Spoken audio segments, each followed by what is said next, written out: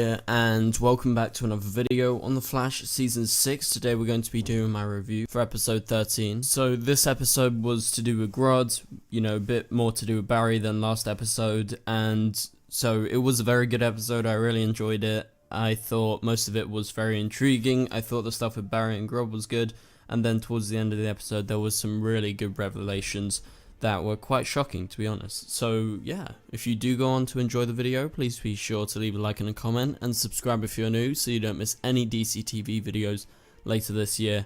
So without further ado, let's go ahead, start breaking this down, start reviewing this episode. So we get, at the start, we see Sherlock Wells. He returns. That was a nice surprise. He's in Nash's head, and obviously we've had no real explanation as to what's going on with these other versions of Wells showing up.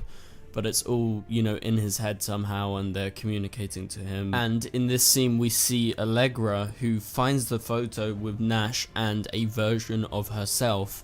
And so she freaks out. She's like, "You're weird. You're a creep," basically. And so she basically loses trust in him because he's been doing this, and he never told her like there was some sort of connection. Obviously, we still don't know that connection, but we know that connection is probably from his Earth, a doppelganger of her, and potentially with Crisis, she's probably dead, and maybe she was dead before, or she was missing, or something like that.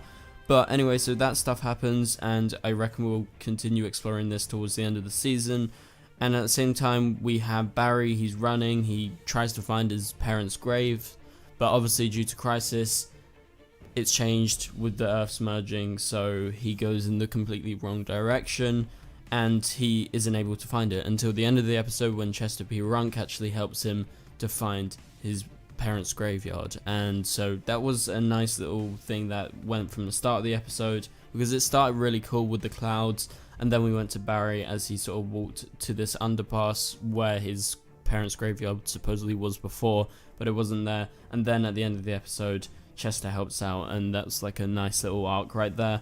But at the start, Barry has no one familiar around. Frost or Caitlin, they aren't there. Cisco's not in this episode. Ralph's not in this episode. Obviously, you have Joe and Iris, but they're not linked to Barry. They're not working, with him in this episode. So you have Barry with no one familiar around, and he's a bit sort of out of his comfort zone, and he sort of goes into more of a comfort zone towards the end of the episode. But near the start, we have Barry. He's working on this inhibitor, and he is basically shocked. He's sort of electrocuted, and you have this nice little dolly zoom where the camera moves back, but it moves forward at the same time, and so it signifies he's not just electrocuted, he has gone into his mind, essentially into a mindscape. Basically, he is sent into the mind of Grodd. He finds that he's in this jail cell. At first we're like, oh, has he time traveled or something, back to season 1, but he's in this jail. We have Caitlin showing up, normal version of Caitlin. Is she evil? We have Thorn. Is he the Reverse Flash? Is he evil? Is he back? It was really nice to see them, sort of these older versions of themselves. Obviously, Thorn was like a big thing, and so is this back in the past or anything like that? We have reference to the pipeline being created by Ronnie. Ronnie's still around, so you're like, oh, is this actually, a flashback, or is this in the past? What has Thorn done? But then you realize, oh shit, this is, probably in his mind because of what happened to him prior, with him getting sort of electrocuted or shocked, and he just fell to the ground. He didn't time travel or anything like that. So then we move on. We have Mirror Iris, who is very angry with Joe. Obviously you can see signs that this isn't our version of Iris, and we have to skip towards the end of the episode because there's this big revelation, and the big revelation is that Eva is faking it. Basically, she is faking being scared. She's faking, whatever she's doing. She can't escape, that is for sure, but she's working with the evil version of Iris, or the mirror version of Iris. When she sticks her hands out, she gets burnt by it, so obviously signifying she can't get out. But this version of the burns actually goes onto this mirror version of Iris, and so there is a connection there. So maybe, I think potentially the idea is, with Eva in here, she needs someone in her, like in with her in the mirror world, to send out like a mirror version of herself in like the actual world to try and break her out. So I think that's sort of what's going on. That's the sort of gist that I got with that, and I thought that was a really good revelation towards the end of the episode. So we have Frost. She returns from checking up on blood work, I think, And we have Chester P. Runk, who is a decent part of this episode. I thought he was pretty good. I like him more so than Camilla. I think Chester's pretty good, but, you know, he didn't do much towards the start of the episode, but towards the end, I was really liking him.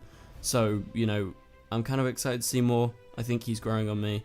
But anyway, so we go back to Barry and Grodd. So Barry sees a reflection of himself. He sees his Grodd and he's like, oh shit, I'm, you know, in Grodd's mindscape. This is what has happened, and Grodd has apparently changed, but Barry doesn't believe in this episode. For a lot of it, he has to come to the grips that potentially Grodd is different, and Grodd has sort of looked back at his mistakes, and you get to see, you know, the changes within inside of him.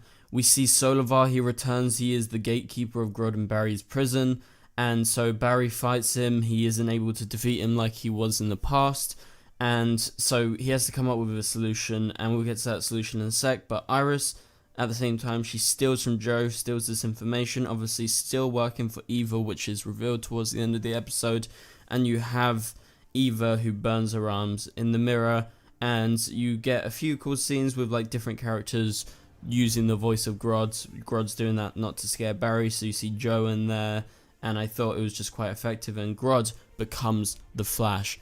I was freaking out over this. It was so cool. They basically merge together, and his lightning sort of courses throughout his body, and then he gets the Flash symbol on his chest, and I was like, hell yeah, this is really cool.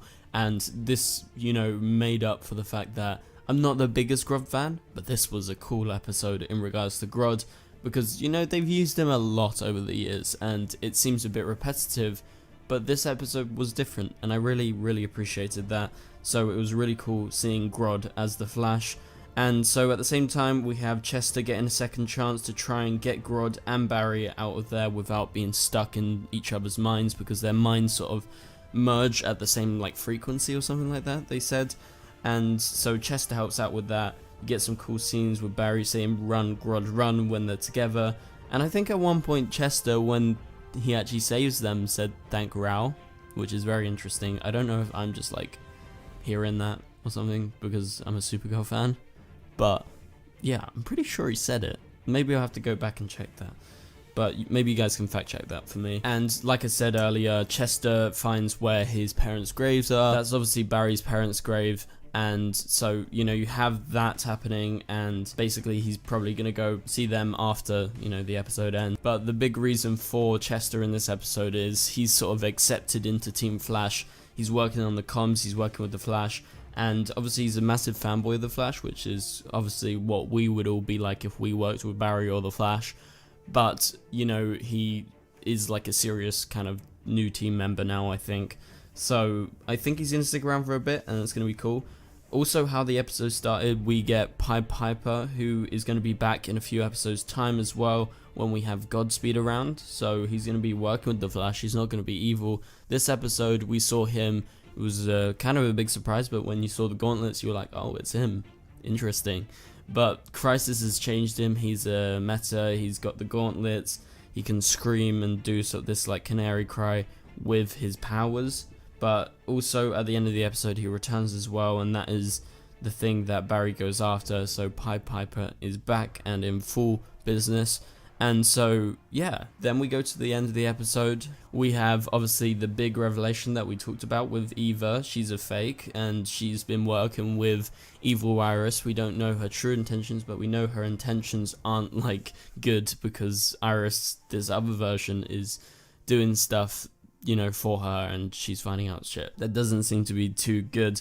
But the big thing and the big scene that I think everyone wants to talk about and everyone's been talking about is the ending scene with Nash Wells. We see Sherlock show up, and out of nowhere you see his eyes turn, and he starts phasing, and his eyes turn red, and it's Thorn, it's Reverse Flash, and he says something about he is coming or someone's coming, and you're like, who is this person coming? And then his eyes change, and you're like, holy shit, it's the Reverse Flash. Is the Reverse Flash gonna come back? Seems like he is. This is what it's teasing. And so that was a massive moment. That was a massive like WTF ending, and I really, really am excited to see where that goes forward. So what's up with Thorn? Is he still around? What's going on? Will we see him next episode with the return of Wally West? I'm going to break down the trailer probably later today or later tomorrow, so be on the lookout for that. But is Thorn around? What's happening here? Let me know your theories in the comments down below. But anyway guys, thank you guys so much for watching. Hopefully you enjoyed the video. If you did, please be sure to subscribe as we try and reach 100,000 subscribers. Share the video around so your friends can see all my latest content to do with the Flash, Supergirl and all the Arrowverse shows. And that's about it. So thank you guys for watching. I'll catch you guys later. Goodbye.